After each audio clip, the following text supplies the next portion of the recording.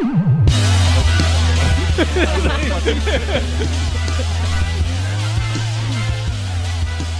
guys, welcome to the Corner Späti. I'm Nick, joined by Yulia. I'm going to name you first this time. Oh, wow, because thanks. last time I named you last. Also, it's an episode on women's. It's also an episode on women's stuff. So we got to show that we have a woman here. Hello. Very important. The token. and that she wasn't here last time. And Ciarán and Rob. I'm the token Irish. Yeah, token Irishman. There always has to be a token Irish. Rob. We're going back to 1910s racism. I'm not white anymore. Hell yeah, woo! Yeah, breaking news. Ciarán is actually going to start working in a prison for Carcel clothing. I'm very excited. It's a big move up in my life, and I'm looking forward to a future of being trained as a masseuse. Carcel is very excited that the Irish are no longer white. That's a huge new business opportunity. Exactly. Dude, you and I can get paid nothing now, and that's really cool. Carcel has realized the reality of the European situation where all Irish, Greeks, some Slavs, and Southern Italians are literally evolved from mud. So, yeah, we're very lucky to be involved in the most sophisticated work that our tiny, sloped brains can handle, which is assembling garments. I don't think I can even do that. For the ethnically superior Danes. Yes. Well, the Northerns. Yeah. I just like. I know we're gonna get into it, but you know the Carcel clothing. It has the name of who made it on it, and they're like, "Look at these exotic Irish names. I always wanted a name like Ciarán. It's so beautiful." Yeah, no, they're all gonna mispronounce it. Like, look at this one from Ciarán or Cillian or Niam.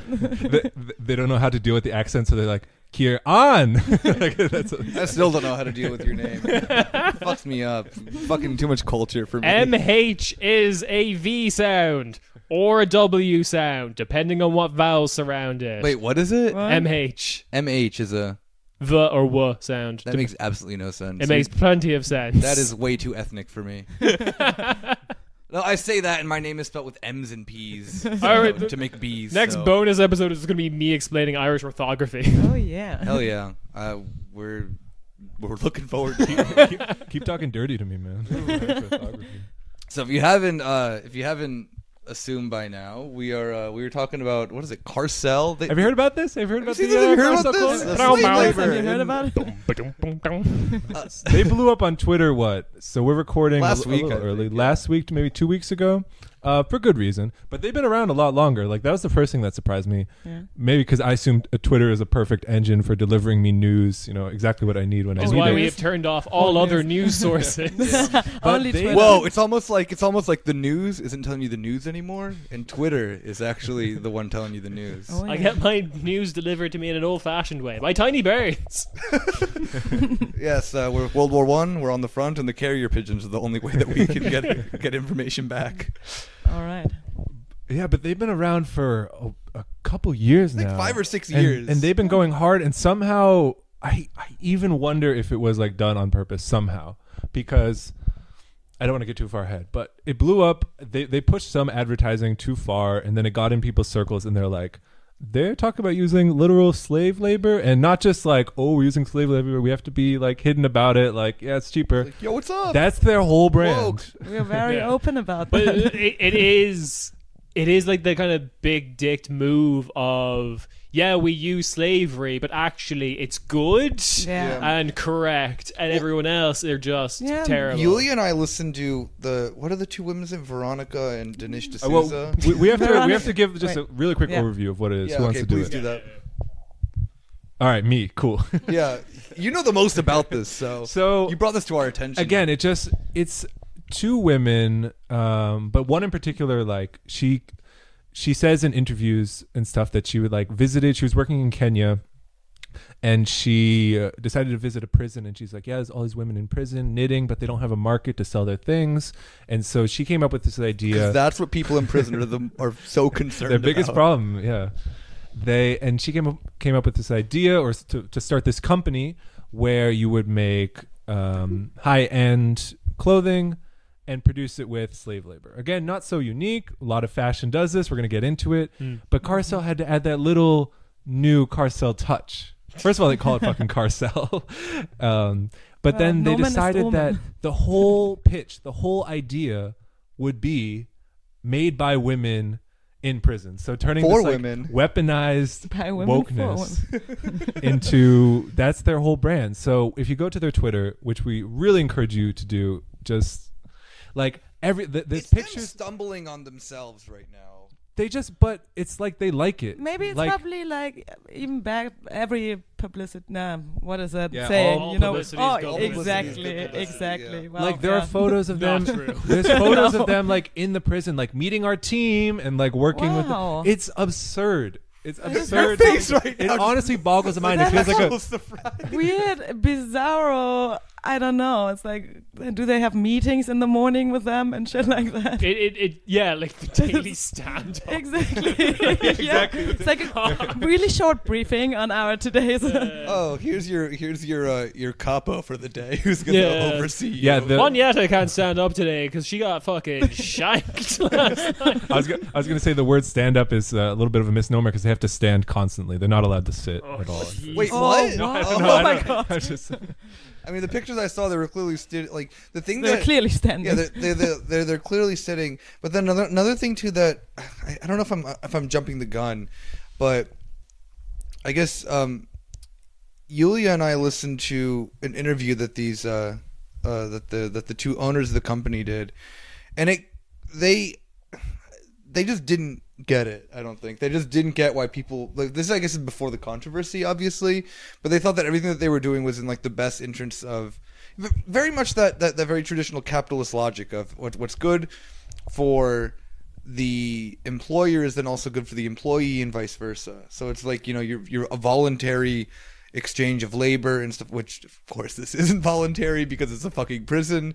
So it very much came from this like quote unquote like woke neoliberal idea of empowerment. Yeah, I think it's kind of like as long as you're included in capitalism, it's good. You know, I mean, we've seen that in like female work, for example, trying to commodify labor, like female labor, and this is the same, like trying to commodify prison labor. And Like simply just the focus on women's labor being like women being more present in the workplace was always kind of a trope that the left had too, to be fair. Like that is always something that then is pointed out in how many women worked in Eastern Europe in comparison to then, you know, working conditions for women now. This, that, and the other. Like it is boiled down, I think, far too simply also by the left. Like we have to maybe be a little bit critical on that as well. yes, But when it comes this to is domestic labor, for example. Yeah, Yeah. exactly.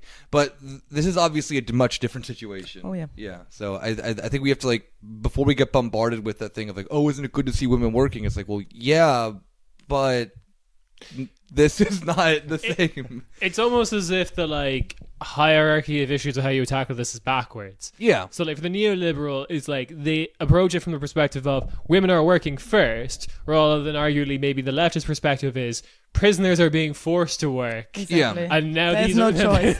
Yeah. it's also women Yeah. rather than Because I just wanted to clarify that because I know that that is easily a trope that the left can get pushed into. It's like, but you know, they're working, they're not, you know, like Yeah, isn't that but it's empowering? no choice. Yeah, It's of not, course, like, yeah. There has to nobody be actually enters the work Yeah, market. exactly. Yeah. But like you're right, there has only been a history. Like I think the only like example that you could say was like a right wing push for women to work was like the labor shortage that happened during World War II America. Yeah. And like women have and to then they work kicked now. him out of the labor Yeah, they force. were Yeah. gone Yeah, afterwards. nice. Yeah, and that's the thing I find always hilarious with you know, this little tidbit that conservatives always brag about how good the U.S. economy was during World War II, and it was the most Soviet that the U.S. economy had ever been in its history and will ever probably be, unless we can like change that with just straight up planning the economy Or just World War III. or World War III. Yeah, so if you guys want socialism in the United States, just create another.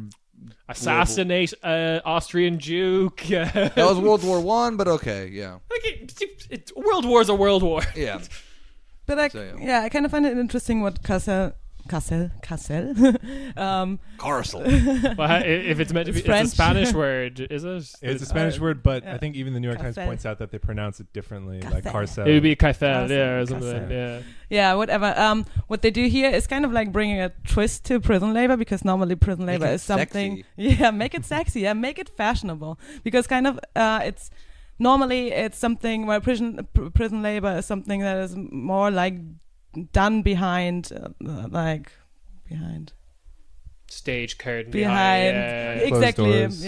behind closed doors, exactly. Nobody actually like writes it on their flag or like on their know brand that it happens, or actually but- name their brand after it. You know that it happens, but it's maybe a call center or something like I don't know, like sticking sewing little things on little things. I don't know.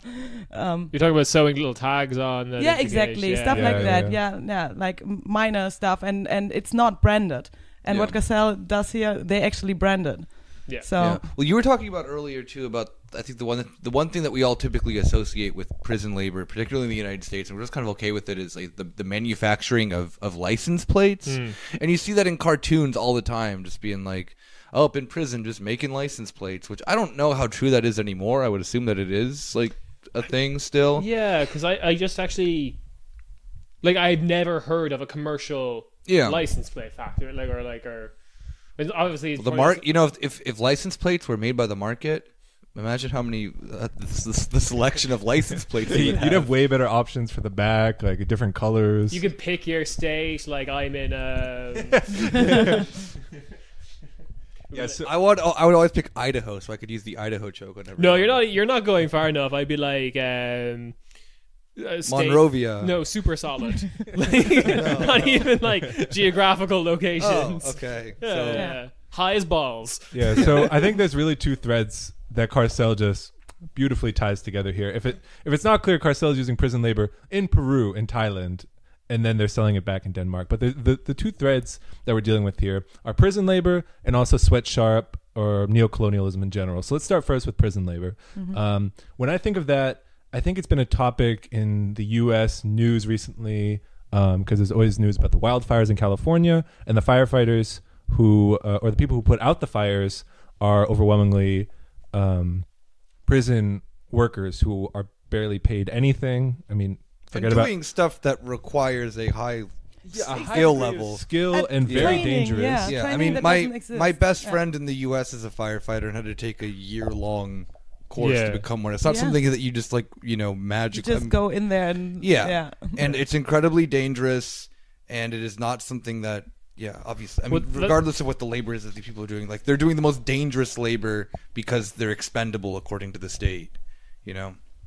Yeah, that's largely the cynic's view of it, and like that's kind of like how I've always seen it, or how it's been presented on this side of the Atlantic. Is that's why the prison labor in the California wildfire exists, is because they're viewed as this like expendable large population. Because you do need a small army to deal with those wildfires. Yeah. They're insane. Unless you're Kanye and Kim, who hired a private firefighting service, apparently. Did you see the libertarians and like anarcho-capitalists just fucking jizzing their pants over that? Like, oh yeah, private fire workers. Anarcho-capitalism is here, folks. They're It's gonna available to everyone. love the private militaries that all these like rich Venezuelans have. But we were also talking about like earlier with how this has gone into the media. We were saying like in Orange is the New Black, which is a big show, they actually do deal with the fact of like prison manufacturing. Yeah, the thing that they did best in that show, actually, the thing that I found most interesting was bringing that to light. Yeah. I don't know if maybe they necessarily did that in a super critical way, because they kind of then have this like very petty competition aspect within the episodes of it, but still like the fact they're talking about it at all. Yeah, the fact that they're talking about it at all, and the fact that there's there was a controversy recently with Victoria's Secret, for example, one of like the biggest lingerie company, if not the biggest lingerie company in the United States, utilizing prison labor like that. So it is something that then is slowly gaining recognition, but it is in the United States it's never touted as being the reason why your company exists. No, and there's been like loads of prison shows in the United States that just didn't have any acknowledgement of prison manufacturing. Yeah, true. So I want to read a couple selections from an old New York Times article to maybe give some perspective to this. This is like that early 2000 shit, ain't it? It's exactly 2000. And Nice. Is that Nick Kristoff shit, ain't it? It's a real blast from the past to read, because the New York Times, like, it always does. It's like, supporters say this, critics say this, but it's just some of these quotes. I'm going to go out of order, but just listen to this. In addition, supporters say, prisoners offer the ultimate in a flexible and dependable workforce. Yeah. Quote, if I lay them off for a week, said Pierre Slyman, the owner of the t-shirt company Donovan, referring to his workers, I don't have to worry about someone else coming and saying, come work for me. That's awesome. It's kind of like awesome how much they love it, because actually those are the same people who might say like, oh yeah, we need competition and stuff like that, but not when it comes to actually like our workers. Yeah. I wonder what Murray I like Rothbard, that they can't run away from their Yeah. job. I really want to recreate the poorhouses in England in the 15th century. I love this flexible workforce. They're so flexible, it's great. I can shove them into small spaces, bend them over when they're not making the quota, over like some sort of iron bar. Super flexible. So flexible. What When I would, get angry, I like throw it against a wall like a bouncy ball. Oh See yeah. if it sticks like spaghetti. but even like in that sense, it actually kind of like this. A lot of this political, a lot of this economic thought does come from either economic thought that is no longer relevant or it shouldn't be relevant anymore from like 4 centuries ago. But I'm always curious about what do then the libertarians have to say about this, because this isn't voluntary at that point. Like, okay, Murray Rothbard would let you sell your child. Oh, he would love it. He would love it. But I actually don't think that libertarians would even be for this, just strictly on an ideological perspective, because it isn't a free choice for these people. Like, you have to really twist your viewpoint, at least in my personal perspective, of convincing yourself that this is indeed a good thing. Yeah, it's a weird one. If you were to really like fucking put this to them, they would probably say, no, this isn't good.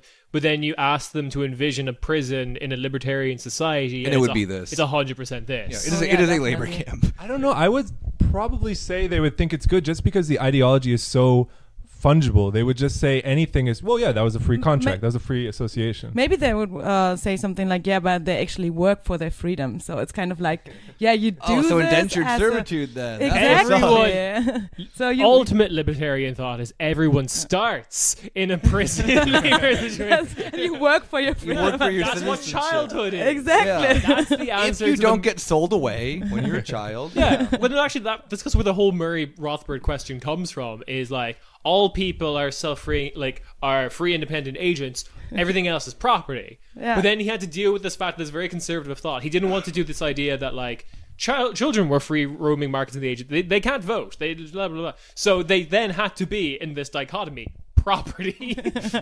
As you can see, we're all huge fans of Murray Rothbard. I've read more of this stuff than I've read actual socialist literature. Wow. Rightfully so. It is way funnier than socialism is. Oh, my brain is mush.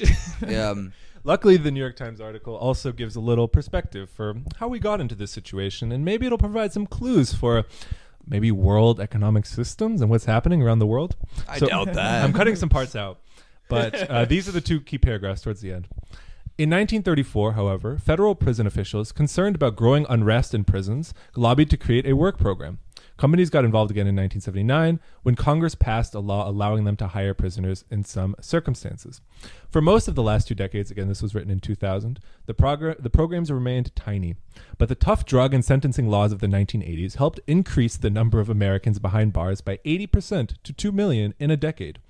The unemployment rate, meanwhile, was falling. Stalin, you bitch. Like, compete with those numbers. Now the economy is very good, and businesses are looking to the prison system for labor. And that's from some assistant director of the California Department of Corrections. What I cut out there is in the 30s, there's all this like workers' rights movements and prisoners' rights movements, and that's How why horrible. that's why they have to shut down the program. And then, what's happening in 1979 and throughout the 80s? Like that could be sending so many people to prison and using them as a more intensely exploited workforce. Flexible. Very flexible. I don't know. Innovative, That sounds awfully flexible. familiar, though. A tight supply chain. Yeah, sounds like that N word we were talking about last week. Everyone was going to prison, and the unemployment numbers were falling. How's this happen? that pesky neoliberalism. Yeah. Just Knock knock. It's Reagan. Hey, what's up? no, it's Is that a pub- 79. No, 79's Carter. Oh yeah, fair enough. Yeah, Carter started Yeah. neoliberalism. Yeah, a lot well, of people. He did, Chicago he boys. did, he did. That's what we need. Yeah, Reagan Chicago is boys, kind I of said. Reagan's like a flashy neoliberal coming in, taking all the credit. But Jimmy Carter started He it. was I mean, like Jimmy Carter was a like real trying gym to, rat It neoliberal. feels like he was like trying to open the jar, and then Reagan comes along, and Carter's like, Yeah, "I got a Reagan- news for Let you." me help you. Yeah, Reagan's just like weak, just Alzheimer's ridden body. Just like, Jimmy, let me help you. Click. I guess that's a good enough segue as we'll ever get to sweatshop labor in general, because we mentioned the fashion industry, and although prison labor, they get prisoners to do whatever, make license plates or so. The fashion industry in particular has a very neo-colonial relationship using sweatshops. I mean, it's a stereotype that everyone knows. It immediately comes to mind, and this is kind of it's developing at around the same time, and it's almost like the flip side of this, whether it's incarcerated people in the U.S. or criminalized people in other parts of the world. I mean, I think we'll talk about that more later and make that connection, but yeah, Nike sweatshops. What was that? Oh yeah. So this whole thing really kind of reminds me of a really stupid class that I had to take in the U.S. that was more or less promoting this ideology that sweatshops are not only good, but they're empowering for women because of lovely people like Nicholas Kristof. Who if you've, I don't think he writes the New York Times anymore, but throughout the 2000s, this was his gig. He wrote continuously about how he had traveled the world and he saw that women were just being prostituted left and right. Everywhere. Which, given, yes, prostitution is a separate other... I traveled the world and the only women who could talk to me were the prostitutes. Well, Nicholas. He's doing the like Thomas Friedman thing of like he talks to like his taxi driver and learns about how the world is flat, because that's the only interaction he has with the local population is in taxis, and Nicholas Kristof is like, there's just prostitutes everywhere here. I don't know why. But weird. It's weird. I kept ordering prostitutes, and lo and behold, who's at my door? A prostitute. Yeah, so Nicholas Kristof throughout the 2000s just continuously had think piece after think piece about exactly this topic. And I remember that in this class, we had to read his bird brain book about this, and the question called Half the Sky. I don't recommend it. That's because he's a Maoist and saying women hold up half the sky. Exactly. Oh yeah, He says that, That's actually where the book title comes from. Yeah, it is. Fucking hell. hell. It has women on Holy it, and shit, the I sky. never noticed that. It's half the sky. Nick Kristof, like, I take everything back that I said. Like, You you're are a fucking Maoist. cool. But he's actually rode off to like Peru and started at least like part of the Shining Path or whatever. But yeah, so his in the book he argues that the alternative for these women, instead of being prostitution, and he has a really absurd thing that he says, that these women are just getting like they're becoming prostitutes and everyone's just getting AIDS and dying, and he uses these very like kind of like big type conservative tropes a lot of the time, like Breitbart sort of styled argumentation that. Like the slippery slope sort of bullshit, if we want to talk about those dumb logical... If we don't put them in sweatshops, we're all going to get AIDS. Yeah, exactly. But because I can't stop sleeping with these prostitutes. Yeah. Fucking Nick Kristof, like, calm down. But, yeah, so that's that ideology, that this is empowering for women. And the thing I've always been curious with him, and I don't think he's actually ever written about this, is that what happens when women would unionize in... let's say Bangladesh, a country where it's illegal to unionize, or these countries that then he continuously talks about that, we need to get women in sweatshops. Is it clearly then just becomes something that then,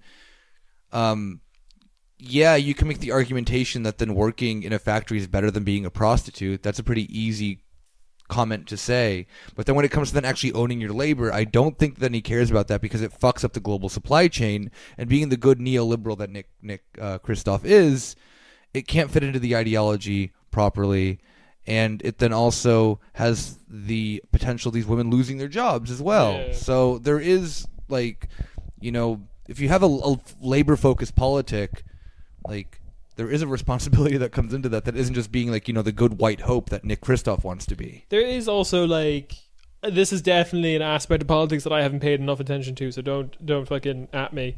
But like, I have heard women who are like very much talking about sex work and the whole sex work is work crowd, and they would probably make pretty decent arguments that actually no, sex work is probably in a better... Melissa Guerra Grant is a fantastic example. I have her book actually right. Yeah, okay, you take over from my fucking plebeian rant. No, because she went to Cambodia, at least in the book that I've read, and I've listened to a few interviews for her. Like, she doesn't promote sex work as being woke.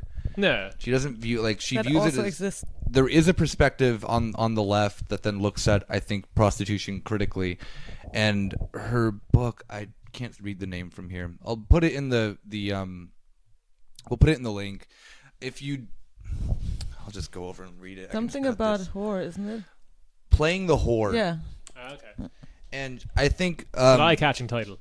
yeah, she does a fantastic job of actually breaking down the counter argument to this without being too like, oh yeah, sex work is actually not only work, but it's also work that then you should be super proud of. And this like she acknowledges it from, I think, a very good Marxist perspective about that this is work that exists. It shouldn't be criminalized, because when it is criminalized, the situation for these women become worse. It should be decriminalized, you mean? No, she says it should not be It should, criminalized. yeah. Oh, okay. Yeah. So yes, it should be decriminalized, but it also then should be like, regulated the way that then other work is regulated and have its own standards. And she actually goes to Cambodia and speaks with the women that then, Nick Kristoff is apparently saving from Making them prostitution, and like goes off on him. Like literally she goes off queen. And fantastic, the book's like 80 pages. It's a really easy read, and I cannot recommend it enough. So I just wanted to quickly just drop that in there. And there's also a lot of content of her out there in interviews that you can easily find. You take it over. Yeah, it's the same with Slay Sweatshop. Saying Slay Queen, actually, that brings me to my thought, because we had this whole discussion with Sweatshops when Beyonce, when it was revealed that she uses Sweatshops to produce her Ivy League sports clothes, and people who are very much into Beyonce and seeing her as this liberal feminist and the idol of liberal feminism, they use this. Everyone. Yeah, I mean, they use this argument a lot, like saying, she is giving women jobs, and she is like empowering them, giving them the opportunity to kind of like make their own money and shit. But even those are just a few cents. But the thing of the matter is that they're never going to socially climb. Like it is. Yeah, definitely, because you can't get out of that situation. Yeah, of course. That is a. Yeah, global capitalism will not let you do exactly. And the problem is it's always kind of they try to excuse the system with that. There's no actual idea to change the situation of these women, and this maybe like brings some like money into their pockets, even though that is like insignificant. But it doesn't change anything in that situation. It doesn't critique the real, like the thing that is at fault here. Yeah, why is Bangladesh the way that it is? You can't look at that without looking at then at least at the basic, like what we were talking about earlier, like this like neo-colonial construct that then exists as why the global South is the way that it is. And I mean, you can get down to a very weird like identity politic way of explaining that, or you can be boss and explain the world through Marxism, which in my opinion is the better way. But still, it like there is a structure of global capitalism that needs countries to be worse off. Yeah, for whatever reason that is, and you can like I always think that it's a nice the thing that you were saying about too, like kind of using the mental exercise of even when countries become not equivalent to the West, but they have their own opportunity to then build their own capital. They still have to create areas where they can fuck people over. Yeah. So we were talking about this when the neoliberal argument that like the situation is improving things, and there's some data to suggest that countries that didn't have like as big of a middle class as they did before is like now have a bigger middle class. That's like something, but it's also off the back of like exploiting people. It's also that like bullshit that UN thing of like getting everyone on like $1 a day or whatever the fuck, or like out of $1 a day. That's their extreme poverty quota. But like a lot of that was ignoring the people. All means tested bullshit. Yeah, absolutely. But a lot of that was ignoring like situations that you had in like Southeast Asia and South America, people who were living on $0 a day, which is to say they were self-sufficient. They had their own land, as much like not legally had it, but they had their own little square plot where they could farm to take care of themselves. If they got seriously ill, they were fucked to a certain extent, but they didn't need an income as we considered it because they were self-sufficient. And now they like all that land has been bought by like a logging company, and they're the prime like fucking stock for these sweatshop people. They're forced into like slums, into city centers. They're desperate. They don't have any formal training or skills. Yeah.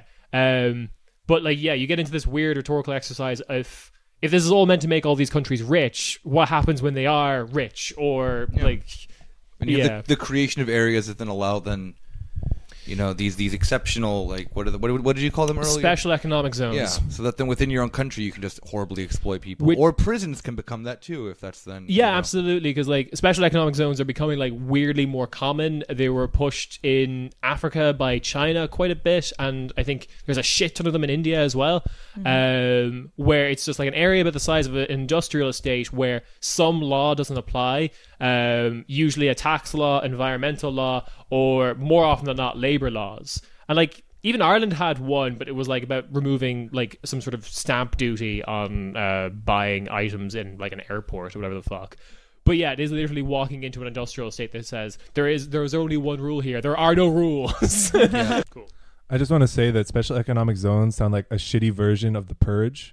Like in the Purge movies, everyone thinks like there's no laws. I get to murder people. All that would happen in the real Purge is they would just come in and enslave everybody and make you work. Yeah, exactly. It like is expectation versus reality. Yeah. It is shitty. It is shitty Purge. It's like this summer, get ready for the one night of the week where overtime doesn't apply. Oh, I'd watch that. Like to break strikes, they like declare purges. The one night of the year where your boss can remove all your vacation days. That sounds far more terrifying than the actual Purge. Okay.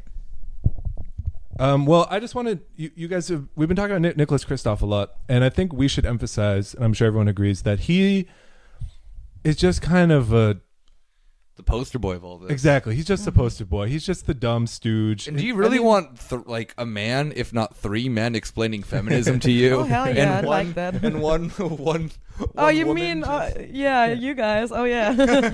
Well, one woman who we consistently try to silence, but she won't put up with it. Well, I wanted to bring it back to I wanted to bring up Nike as an example, because Nike, they have these terrible sweatshop conditions. They still do. But they got a lot of bad press for it, and they started this program called Girl Effect. And this is something that's been, it's not just Nicholas Kristof. This thing where they're saying you need to invest in girls around the world, and by doing that, they'll pretty lift much up enslaving everybody. them. Just the way you said that, it's not just Nicholas Kristof. It's like, hi, I'm Nicholas Kristof, the face of Nike Girl Effect. But he actually makes that suggestion as well in his book. So he says later, what can you do to help women around the world? And he says in Bangladesh. Yeah, for example, but invest some money or something in a small business in, I don't know, where Peru, for example, or employ prison like women in prison or something like that. But actually he makes also this girl effect argument as well. The girl effect is his argument. That's what I was saying. That is his argument. It's okay. Not, I don't want to say that then he's the one who's behind all of this, but he legitimately uses one man telling women how to work. He continuously uses this exact term "girl effect" of how to pretty much just get child labor to. It is not called. To be it's not woke? called women effect. How to hack? How to hack child labor laws internationally? I really like one weird trick. I really like that idea of just like Chris. I was like, I call it the girl effect because when I was visiting Thailand, I noticed all the women were prostitutes, but all the girls weren't. Exactly. We need to girlify the women population. But it must be when they become older, they just naturally become prostitutes. Christoph's doctor. It's USAID, it's UNICEF, it's the World Bank, it's the fucking Clinton Global Initiative. Oh, nice. It's not. It's the murderer's row of organizations, and this is the whole infrastructure that exists to rationalize this economic system. But we can just pick on Nick Kristof right now because he's one person and not those very scary international organizations. Oh, the big ones. The we Washington have to learn Consensus. lots of corporate structures and many names. Let's just pick one guy. Yeah, one guy. Fuck Nikki K. Yeah. Nikki Stupid K. German ass last name with your British ass first name. Well, the way it's written, it's not German. My The first way it's written, name's it's more like Nicholas, and I'm not Danish. British. The way it's written, it's more Danish because it's written with a K and an F, and that might be the actually Fucking the hint. Danish. Oh shit! It's Danish. The Danes are at it again. Okay, so let's go back to the Danes. I would say. Yeah, I would say so too. I mean, we have these two threads of sweatshop labor in the global south and prison labor, and then you know, some entrepreneurial geniuses came along and said, what if we combine the two? Yeah. That's a business idea right there. And I would say even Carcel is one level further, because in doing some research for this, there you can find on Kickstarter like Dutch companies of trying to use prison labor and all sorts of different little startups. But Carcel has just been pedal to the metal. Like their whole brand is like, they're just constantly repeating, made by women in prison, made by women in prison. And they just monetize and sell every single aspect of that whole, I don't even know how to describe it. The whole, like every aspect of, I mean, on their blog, you can see like the stories of the women. And we already mentioned before that the women's name is printed on the clothing. And like, they're just taking, I mean, again, these are prisoners. They're taking every aspect from them and selling it to their, along with, I mean, I guess it's kind of tied. It's kind of tied to how you don't just sell a product anymore; you sell an experience, and it's like they're selling the whole experience of like. It's tied to this your own like prisoner that makes your clothes free. Yeah, it's like not only do you have the clothes, but then you have the name, and then you can see like the photos of the women making it and what their story is. Sounds like one of those like adopt a panda from the local zoo type of situations where they give you like monthly updates. But yeah, they're branding it. I mean, actually, they have clothes that is also like orange. And it's orange. I mean, we all know. Well, not we all know, but popular like culture. People knows who it. are in prison, you associate with wearing Exactly. orange jumpsuits. Yeah, well, not in Germany, but yeah, through the TV show Orange Is the New Black, everyone knows about cultural it. hegemony. Yeah. Exactly. And Thank yeah, you, and they're woo. And yeah, they have this line of clothes, and it's bright orange, and nobody can tell me that is an accident. Yeah, I mean, they were. seriously. They Yulia can tell and you that. Oh yeah, they can, but So there's a local shop here in Berlin called is it actually pronounced Sardine? I guess so. Yeah, and so I'm just gonna call them Sardine, even though it looks like it's spelled differently. They had they're a shop here in Berlin that specialize, I guess we could say specialize in working with these kind of startup fancy, gentrifying shitheads you wrote here, so I'm just gonna go with that.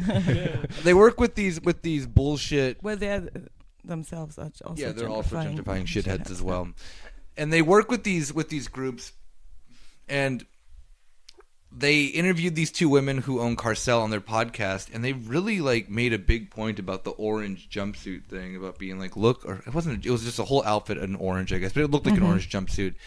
About it really just went very well with the scenery, and they were trying to say every single thing that they could around the fact that it looked like it was something that you would associate with prison. Yeah. And on their website, they have like you were saying earlier with how just Carcel's whole image is prison,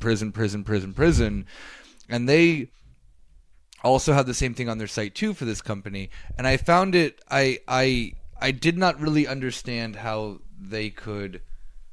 Yeah, they can just like kind of buy into this, and I guess this kind of goes into the whole psyche too, of just being like a dipshit woke person in Kreuzberg. Is that you are just simply that? You're just a dipshit rich person with daddy or mommy's money. Yeah. Well, the interesting thing about the whole because they claim the whole orange jumpsuit thing was like somewhat of an accident, or like they weren't trying. Oops. Yeah, but like that doesn't like. That's believable when you get to like at the photo shoot stage, because like you don't shoot it and then decide we're going to put this on the website. Like that's 2 stages in a process. Yeah. That were probably both deliberated. At no point did no one bring up. It's like whenever like with the Gucci thing recently, where they had that very racist turtleneck that you could pull over your face that had blackface. Oh, yeah. I missed that. Oh, well, no, you know. It's always kind of one of those things that then it was obviously thought out as being that. Like, it did not reach the end product in the photo shoots and everything. Like, there is a massive amount of processes that it has to go through in order to get to the final product, and that no one came and was like, yeah, like maybe this is insensitive. And I think too with the Carcel thing, it's the exact same thing. Like it was done intentionally. Like there's things in bigger companies where things can slip through the cracks that way because every team is just so separated from each other. But like Carcel's relatively small. Yeah. Oh yeah. Like, yeah. I mean, part of it is being lean. Like they don't have workers; they have prisoners. So, like I think it's just a small team in Denmark, and then their vast prison army. Yo, Nike, listen up. That's actually scary. But I don't even like. I can just imagine them sitting in there, like when they're looking at it and saying, like, "Prison is such a mood. Like this is Peru, is such a mood. Like, what for a mood, you know?" Yeah, but I mean, they do the same in their advertisement. I mean, they are at Coty, which is, like we all know, like not the fanciest area in Berlin. It's a shithole. Like we can say it's a shithole area of Berlin. It's so that edgy. is the point. Yeah. I think Yeah. kind of Do like you wanna they see- romanticize like You want to see heroin addicts get beat up by police officers? Go to Coty. Yeah. It's not a fun place. I try to avoid it. But they kind of romanticize it. Like they romanticize Like every- economical deprivation. Is that the word? Okay. I don't know. Yeah. Yeah. Exactly, and they do that in their advertisement, and they do that in the Yeah. prison situation. They talk a and- lot about it. Actually, they talk a lot about like how many women are in prison because of like economic situations, and because like they actually did their research. They say like a lot of women are in prison because of like minor drug offenses and shit like that. Because it may Starting be to sound like a System of a Down song. because it might not be too nice if you have like your pullover made by a murderer, Maria or something like that. I mean, so they kind of like monetize on that as well. That's why they bring up the like they're only minor drug offenses. It's like, Exactly, we wouldn't yeah. trust fucking murderers or embezzlers or whatever the fuck with the clothes. Yeah, exactly. Yeah. I think we just need to hammer home like these fucking sardine assholes. Like they're all. I'm just going to assume they're Swabian because everyone who lives in Berlin from Germany is from fucking Baden-Württemberg, and they all moved to Berlin to start their DJ career. And by start their DJ career, what that means is go to a series of like pop-up art vintage sales that their friends have every weekend. Yeah. And then eventually they're like, oh, I need to actually have a job. And then they just start like an agency where they want to like hack the market and, and brand and like work with, that's the biggest thing. I want to give what neocolonialism is now today is that the rest of the world is there for you to work with, not to exploit. It's like it's just there for you to collaborate, build some synergy, build some supply chains with. Yeah, I really wanted to send I really want to send a personal message to these dipshits at Sardine. You're making money, and to what's it called? Carcel, whose name they just literally thought they were edgy because they read Foucault once, which you shouldn't even read twice. Foucault. It doesn't matter. Yeah, it doesn't matter. They were like, Foucault. damn, They're hospitals resemble schools, resemble prisons, resembles our business plan. Bro, yeah, they're just sitting there just thinking that they're the fucking hot shit because they read Foucault once, and now they made their whole they took it way too literal.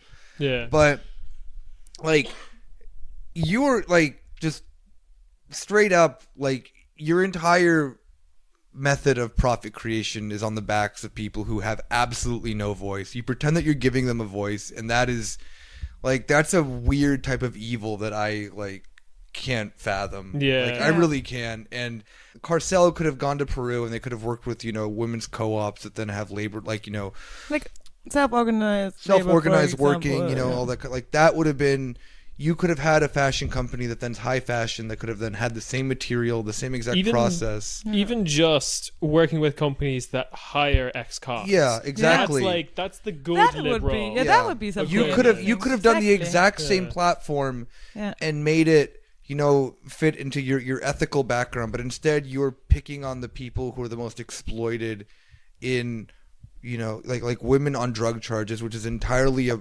product of, as you were saying, one of you were saying earlier that in like with Thailand, their whole product that they have there is a brand new system that Thailand has, like of the last 30 years, that drug incarcerations are literally a product of trying to like model after the US's drug incarceration system. Yeah. And there's nothing, I guarantee you these people are also very critical about the drug war in the United States, but then using it for their benefit when it happens somewhere else. Like that is racism. Like just straight up. Because the implication of what Yuli was saying was the whole idea of like we only hire people who do like minor drug offenses. The implication there, the rest of that sentence is because who hasn't? Because they're like saying like everyone in the Carcel offices, guaranteeably everyone out in Cotty, like in the Sardine, are like on some good shit. These people's daily fucking like I guarantee you that a lot of people who probably shop at Sardine or shop with Carcel are probably, if they're involved in Berlin or in Denmark, are probably very avid drug users, just assuming how the demographic is. And the fact of what your daily life is, you would be locked up they're and chewing being their working. faces off on it. Yeah. You're fucking like your, weekends would be an imprisonable offense in Peru, and you could be working for this fucking probably a death sentence in Thailand. Exactly. More directly, the more coke you do, like ever so slightly, you'll get more workforce in the hell yeah. prison. The more coke you do, the more this business model will seem like a great idea. It's so what it literally it's seems so, like. it's so banal. They literally have like this refurbished like warehouse in Kreuzberg, like probably near Kotti. They're all walking around like they post their Instagrams everywhere because everyone's trying to be an influencer. All the guys wear that little hat on their head that looks like an unrolled condom that everyone in Berlin wears. Like, it's just so This banal. is a personal attack. This is a personal attack on Ciarán. Cut his mic. You're dividing the left. Well, I like those hats. We are of Berlin. We cannot avoid this. We did not make the city. The city has made us. But it's definitely like a huge part of Carcel, like going back to Carcel, because this is on the Carcel's blog, but I guess they're being advised all along the way by Sardine. Like, I don't think we mentioned, but the Sardine is like marketing company by description. It's an agency, so it's kind of unclear if they also have in store they work with like 6 different companies. It's not clear if they also have in store like selections from those companies, or maybe it's just an office. But fair enough. But So I think that a huge aspect of this is the fact that they're selling. I mentioned it before that they're selling not just a product but an experience. But this whole like touristy prison lifestyle. They're selling like this. Like, I don't think it's a coincidence that the 2 prisons that Carcel works with in Cusco and then their new one in Chiang Mai in Thailand, and they also want to expand. They're both like touristy areas. Like, and when they post, you go visit the prisons and shit like that. I think so. Well, we're gonna get into it, but Chiang Mai, you can go get a massage there. Yeah, like they're selling like this whole. Like where you're like know where your clothes came from. It came from this beautiful place that you want to go to. Like, I'm gonna read a post that they have on their blog. Yes, please. Yeah, because like the Carcel blog looks like an Eat, Pray, Love travel blog. This is the quote. Okay. Veronica and Christina, those are the 2 founders, so they're writing in the 3rd person. Which one's the relative of Dinesh? Veronica D'Souza. Yeah, exactly. That name is just as cursed. I said before, nominist woman. Veronica and Christina spent 1 month visiting prisons across the country. This is in Thailand, meeting with potential partners and politicians, and exploring the Silk Road in Isan province. What a white European thing to do, though. Go to Thailand. Like they were going to find themselves. We were getting good photos for our Tinder profile. Yeah, literally, like a school full of Asian kids for some reason. Yeah, like prison full of Asian kids. When they returned, just call it kids there. When they returned, they were completely in love with the wonderful traditions of Thai silk and amazed by the progressive political will to pioneer new projects that could empower women in prison. Oh my god, this makes me so angry. Like, that's, I mean, I want to fight these people. Just like again, Thailand is a constitutional monarchy. The most progressive thing you can do there is become a republic, which is something Switzerland did in the year 300. So, like, thanks for the facts. Yeah, facts. Facts. Swiss origin story. No, but seriously, like, it's just like part of what you do. Like, I mean, the whole idea, like traveling in general, it's something like I think is important and I want to do, but the way it's sold now, this like tourism is so spectacular. Honestly, it's in Society of Spectacle. They talk about it, like how the idea. Look who reads books over the here. other parts of the world books, man. are like turned into their like spectacular essence for you to consume. Like, No, and when you're going there hold to up. see, it has even a deeper, like, since we're on the topic of like neocolonialism and stuff like that, the idea of tourism and stuff like that comes from the fact of colonialists being bored and just like sending their like fail sons off to places. Yeah, true.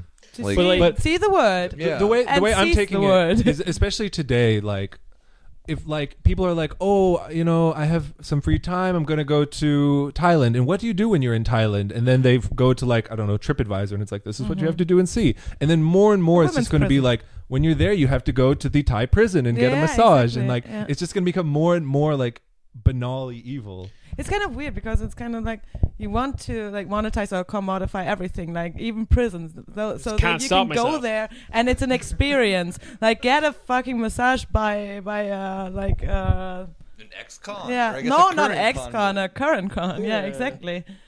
Because like I feel like the tourism industry has maybe this is not as recent a change as I think it is, but like it does feel like way more colonialist now, because it kind of feel like old tourism was just go to the places where there is sun. We need sun, like especially from our parts of the world. Oh yeah, but like Germans had like a saying about that was horrible. Like "Ein Platz an der Sonne." Yeah, At least you guys can go to sunny parts of your own country. Ireland is, but like nowadays with the things like Airbnb and like stuff like that's being pitched here on their own blogs, it is very like you have to embed yourself, become Thai for a week. Oh yeah, definitely. Yeah, I mean that is the whole slogan of Airbnb. That is the whole idea behind that. Isn't there a experience thing of, the whole like experience the country now, the like, way the Thais experience the country. Yeah. Exactly. Isn't there a thing like kind of a little bit not tied to Airbnb, but isn't like in Russia, if you're extremely wealthy, you can pay to pretend to be homeless or something? Yeah, you can do a lot in Russia because if you're, you can also like pimp out your wife and shit like that, like for, or you can. Oh, I thought you meant like pimp your wife, like it's like pimp my ride. No, not that.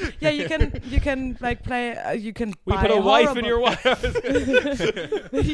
You can do horrible stuff, like if you even. International Women's Day is coming up, guys. Hey.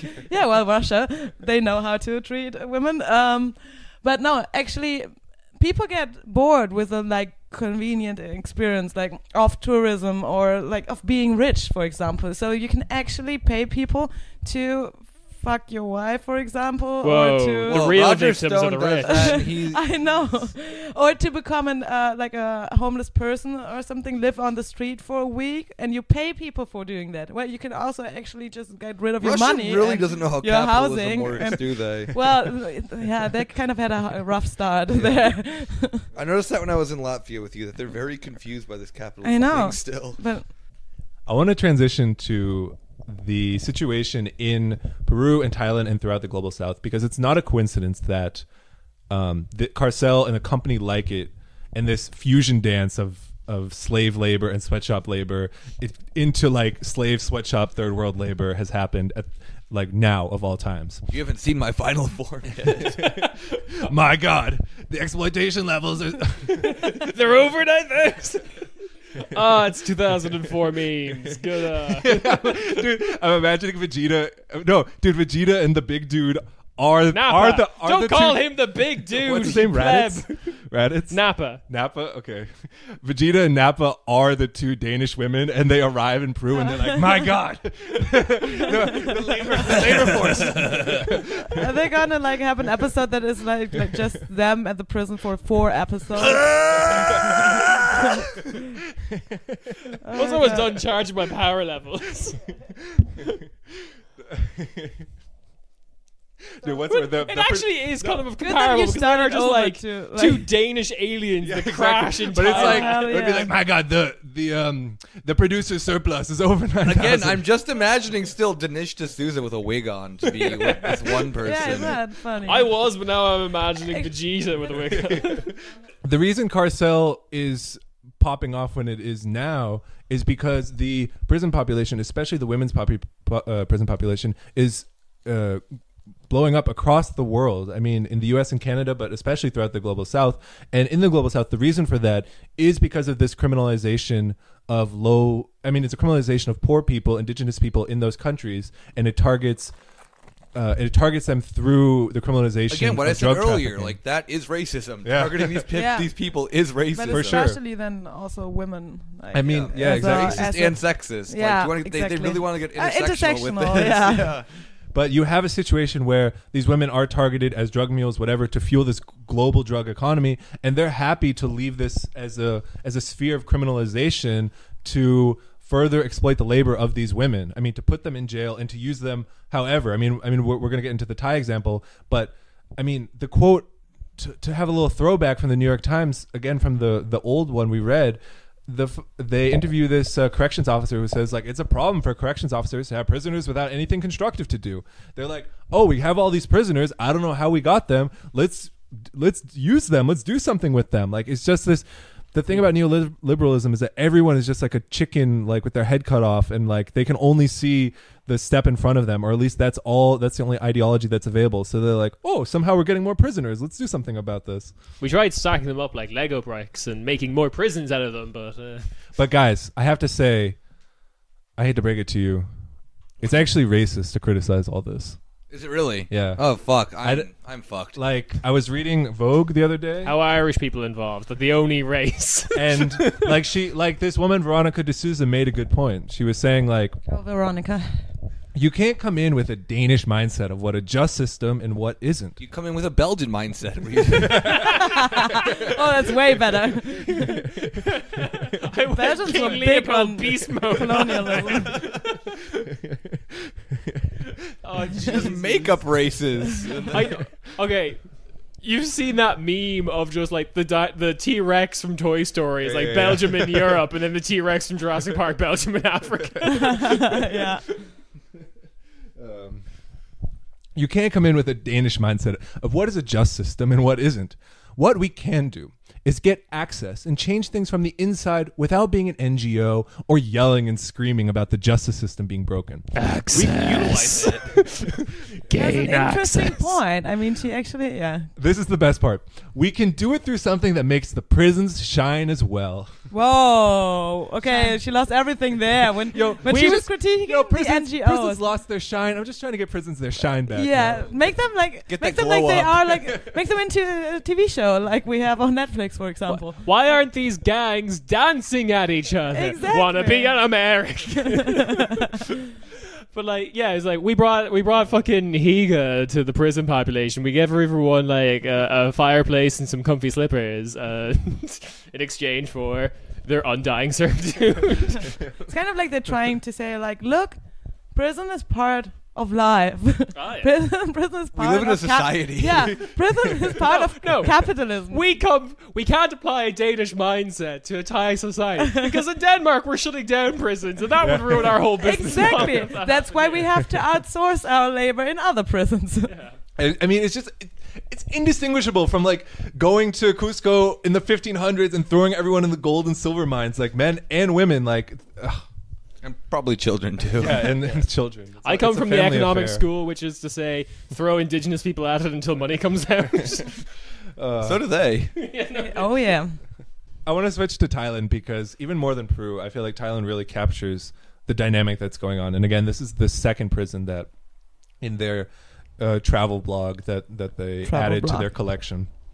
The second Infinity Stone. Sorry. In northern Thailand, female prisoners are getting a second chance through massage. That is an interesting title already. This is Who from- was this lady with the fucking like She is, prison military? officer. She's the correctional boss. She's the institution director. prison warden. Oh yeah, she looks like it. She So- looks nice. I was like, is this the princess of Thailand? She's Well, it rocking could a be. look. I mean, the military. Yeah. She's coming. Is this like when Uniform. Prince Harry dressed up as a Nazi? Okay. You see, I'm dressed ironically as the junta from the last regime. Military juntas are a mood. All right, so the article says, throughout Thailand, rates of female imprisonment are on the rise. Between 2006 and 2012, the number of women in prison in Thailand increased almost 50%, with the vast majority of sentences stemming from using, producing, or dealing drugs, mostly meth.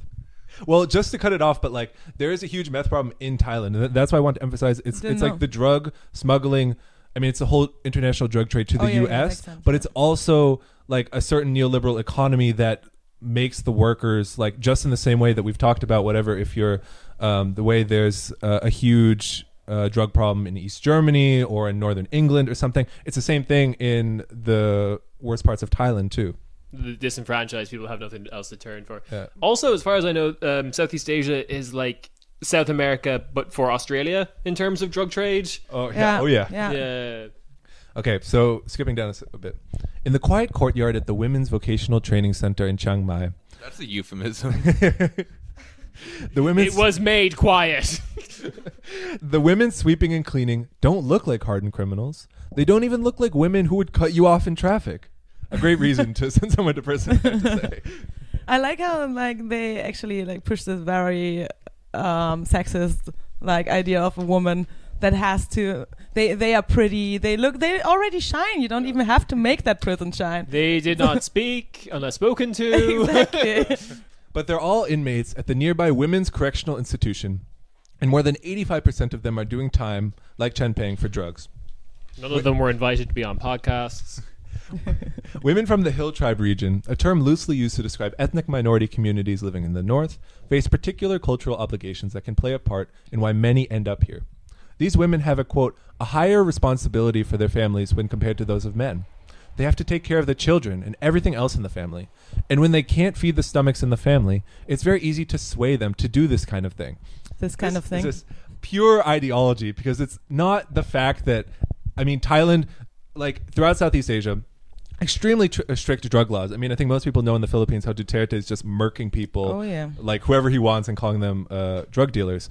But before, I want to say before the 1930s in Thailand, there was no criminalization of drugs at all, and it was just through colonization and new regimes where this very strict drug process was drug laws were implemented.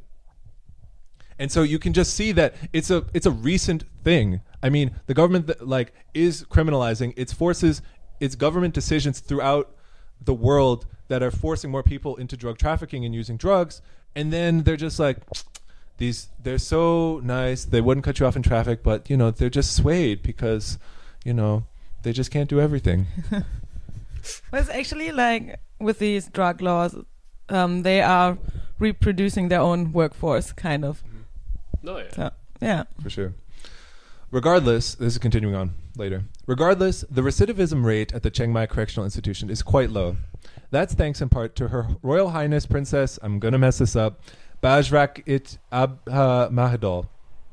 I'm sorry, Princess. That was bad. You skipped a lot there. But We're gonna cut that out. Yeah. I'm sorry, Princess. Damn, your Thai sucks. Come on. Have some respect. The member of Thailand's royal family has been a huge advocate for women prisoners' rights since 2006, when she launched an initiative called Inspire. It's meant to improve conditions for mothers in prison and help reintegrate female prisoners into society after their release. The vocational training program in Chiang Mai is a direct result of her efforts. So yeah, I was like, this very much reminded me of like these kind of really weak pet projects that are usually given to like the First Lady in the United States, like obesity, cyberbullying is now the current thing, but like Both successful. both very yes, as we know, the thinnest, friendliest country, United States, but like this seems to be quote unquote working, or like actually having, like, she has effect and power, and she's made a whole bunch of people in prisons masseuses. Nice. Yeah, exactly. Vocational Actually, I don't even. I mean, I mentioned it in the title, but I don't know if they've said it yet. But the program that she installed, again, so the program she installed is to train the prisoners, again, who are serving like 20-year sentences, to be masseuses. And what's so perfect about this is the princess of Thailand, and instead of working to change the laws or anything like that, it's just we have all these people in jail, let's train them to be more masseuses for the tourism industry, because the next paragraph says every day a line of customers, mostly tourists, wait patiently to book massage appointments at the vocational training center. Slots fill up quickly, and many people are told to try again tomorrow. The experience. Like, business is booming. And so like that just lays it out so clearly about how this is something to like further exploit workers and to extract more value out of the system. Yeah. I think a point to make about all of this, and this is really reflected in the Vox article, of course. Shout out Vox for always being the purest distillation of dumb neoliberalism. And the best Francoist party in Spain currently. Morocco needs to be annexed by the Spanish. Reconquista Like, too. Of course, they do the thing of like, this side says this side says that. But fundamentally, all they say, you basically can't argue with the fact that you're improving the lives of these women in prison, and like they are getting more money and more training, and like this individual woman will be better once she gets out of prison. And if you're just looking with the most extreme blinders on, that's true in a sense. And the only thing that Vox can criticize them for is that it's bad optics for the Danish company. But what it ignores, and what we've been trying to get at through all of this, is the fact that this is a whole regime of criminalization whose entire purpose, I mean, it's an arm of neoliberalism, if that's what you want to call it. It's an arm of the whole world economy and world history, whose point is to extract more value out of laborers. And there are systems of incarceration, there are systems of borders that exist to do that. I mean, the fact that they want prison laborers instead of anyone who can form a union or a co-op or anything like that is because they are more fixed. They can't rebel. They can't do anything. I mean, one of the things that nobody is talking about is why exactly these prisons seem so happy. Like they mentioned in the blog post how like, yeah, Thai prisons just wanted us to come and work with them. I wonder why. It's because they get a cut of the profits and like they get to deal like So they did read their Foucault then. yeah, basically. And like the other aspect is they do all this dumb stuff about how they're in the family. You know, we see them as employees. That's what Carcel says about the people. But if there's ever any they don't have the same rights as resistance employees. or anything, the prison takes care of it. And that is a reflection of the same thing that, I don't know. But that works with sweatshops as well. Yeah. It's always said like, oh yeah, they're part of the family, they're our suppliers or something like that. But actually, when it comes like to some troubles, like a fire breaks out at a sweatshop or something, it's always like, oh yeah, but they're not actually part of the company. So we visit them from time to time, and then it looks fine because we tell them that we come to visit, and of course, then there is no like child working at the sweatshop right now, and if we find one, we give them a warning, and that's actually H&M, so yeah, I worked there for a while, and next time if they are working, like the kid is still there working there, okay, we gotta make them pay for its education. But that is kind of like a excuse, like there's this little thing that we change, but we don't want to change the system. Even look in the sense of the management of how like manufacturing is brought to sweatshops is also outsourced too, isn't it? I know that I think the Gap recently had a scandal or a controversy because they outsource the means of finding places to then do their work, and then they themselves are no longer responsible for it technically. So if something, let's say, child labor happens to just be at this facility, it's no longer the Gap's responsibility. It's the responsibility of the company that then outsources it. Yeah, exactly. So they've even they've lessened the responsibility by finding these weird new loopholes through the creation of new markets, which it's very weird that there's a market to find sweatshop labor that then exists out there. I think another thing that like maybe we haven't talked about, but I think it's probably evident from this entire conversation, is that distinction between like prison labor and sweatshop labor is quite fine. A little bit like you could maybe make the argument that like, oh, the sweatshop laborers like can go home at the end of the day. It's like, yeah, but what? Home. Or they happen to just like make facilities barracks, like on absolutely. Or like, and when do they go home? Is it just like enough time for them to have sleep and maybe for 5 minutes and then get back? It looks like it just ends up looking like 19th century England. Well, and you also can't ignore the fact that a lot of the people, for example, in Vietnam who work in the sweatshops, they're from like rural communities in the north, and then they work in this giant industrial park in the south, so they're completely divorced from like any kind of family or community ties. They don't see anything except for the sweatshop. I think the only thing that like we've talked about, or maybe like the zeitgeist or public discourse, whatever you want to call it, focuses more on is like that when we talk about prison labor, it has largely been in the global north. Like any discussion of prison labor in the US mostly has been about prison labor within the US. And now this whole Carcel thing is just like you said, what if prison labor but in the south kind of. But I mean, even there, there was this prison strike in the US, and I actually read an article about, I forgot his name unfortunately, he is involved with the new Black Panther movement, and he was kind of like part of the organization of the strike, and he was kept they kept him they kept relocating him to different prisons because they didn't want him to spread, wokeness. And now he is in a prison and he's on the death row, even though he wasn't sentenced to death. He has a life sentence, but they want to keep him in solitary confinement. That's the word. Yeah, exactly. So he is not able to speak to anyone, and they don't want him to actually spread the idea that you can organize in prisons and you can go on strikes.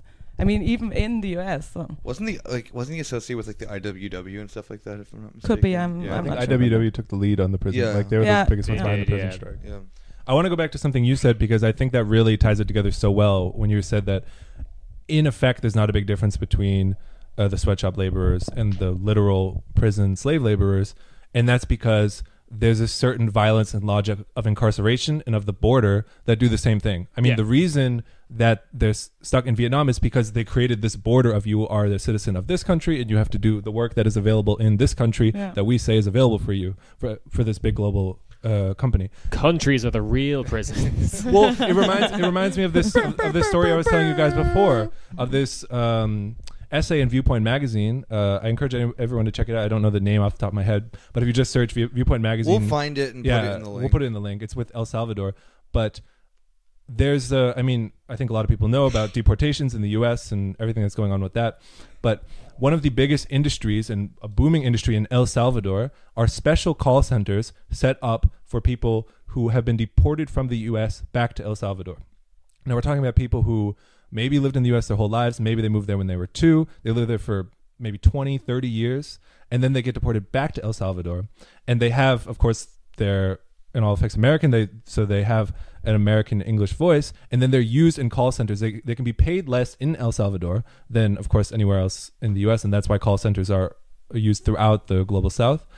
And then they work, and people, when they pick up the phone, they say, "Oh, finally, I'm with an American." And then, but they're that just lays bare exactly what the border does. And this border, and that is the same exact structure as the incarceration and the criminalization in order to extract more labor for less. Yeah, cheap labor, yeah. Well, yeah, a good term for it's, two things. I mean, a good term for it is a primitive accumulation because it's not just the enclosures in England. It's that transition to capitalism. It's what's happening throughout the global South for the past 40 years or so or more. And a good point to take on that is Silvia Federici, especially her book, The Caliban and the Witch.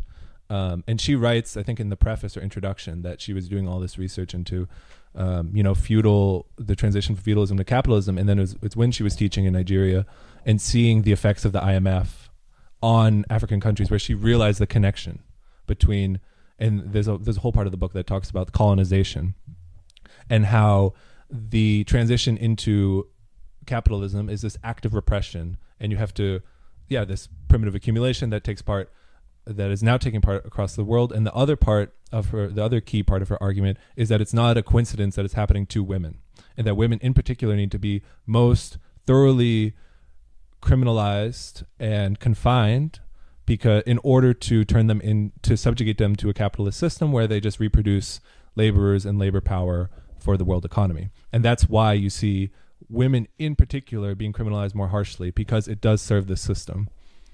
And it's like in the broad workings of primitive accumulation, it's vital that just read the book. It's vital that you read the book. But it's not a coincidence that it's women, and it's not a coincidence that, one of the linchpin arguments that Federici uses is the fact of the witch hunt in Europe, and how this was a way to terrorize and beat down women, and how witch hunts are now popping up across Africa and Southeast Asia where they didn't happen before. And this is happening at the same time. It's not a coincidence that it's happening at the same time as this transition into capitalism, because a fundamental aspect of capitalism is to criminalize women and subjugate them to the system. So we've been focusing on specifically just this one company, Carcel, who I don't think anyone who listens to our podcast could afford any of the clothes, but don't buy their shit. But Donate to the Patreon. Buy give us us donate to the Patreon Yeah, exactly. instead of giving your $500 to us would be pretty cool.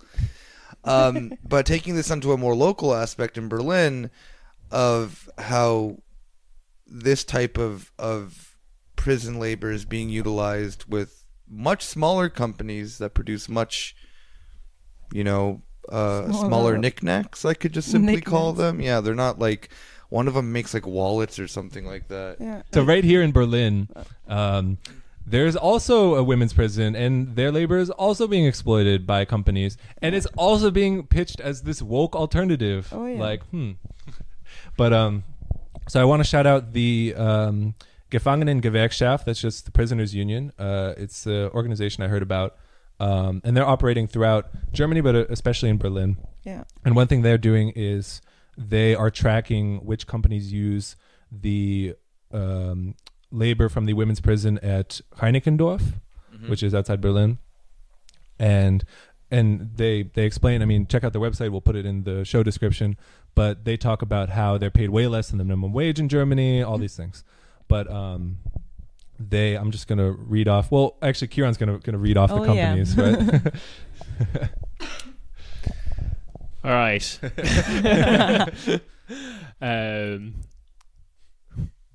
Live from Berlin, it's Women's Exploitation. Guest starring Express, Gallery Print, Maikita, Freelu, and musical guest Paper Cuts. Yeah, and we have to shout out Paper Cuts in particular because it was on their website. This has been taken down apparently, but it's still available in a Taz article about this. They advertise their labor as, regional labor just works better than poor working conditions in the third world. Yeah, when they're in the same condition, it's why actually not? like bio-exploitation. Yeah. So. Very, very German. Oh yeah, hell yeah, we love that. Yeah, This is a whole nother topic. Okay, what is actually interesting is the political reaction to this union, because as we all know, Germany is very well known for its unions, and this like Sound like an Irish person. three-party bargaining system, and it's actually like this union is not accepted as a union. They see it as like the DGB, so the Deutsche Gewerkschaftsbund, so the German like unionized organization, union organization, actually said, okay, we see this at least as like a group of interests. So like, but politicians, especially from the CDU, and probably also FDP, I'm just guessing here, say, okay, we don't accept them as being part of the collective bargaining because people in prison have to work. So it's not their like, actually they take our argument, but they turn it around. They say actually as, because they are forced to work, it's nothing that they have the same rights as workers. And they also say, because what actually this like collective bargaining is for is also to change like work organization, like the organization of labor. And as this is not a right for people in prison to actually like have conditions to ask for fair conditions, or to actually change the way like prison is organized. It's not in their right, like that is at least what the like prison AGBs prison like the rules, like the way it is, like I don't know, I can't speak anymore. Well, actually, yeah, exactly. So nobody, it's a thing that is made by the justice system, and that is actually why you can exploit it that well, because it's not even accepted as a bargaining like position, being in a prison, Yeah. Right. I think that's a really good point, because not only is it just good, like we should support the rights of prisoners, but it is a wedge issue, because unions as they exist in Germany they're not radical in any way anymore. Yeah. And like the prisoners union, like they're showing like you're not a union. That's like that shows its radical possibility, you know, Yeah. because it is disrupting this system that Exactly. doesn't It's work not- for Germany. Yeah. Especially because in the way unions are right now in Germany, it's all like very much it works in the system. It works quite well, and everyone is happy that they all negotiate together and Germans love- sit Yeah. at the round table.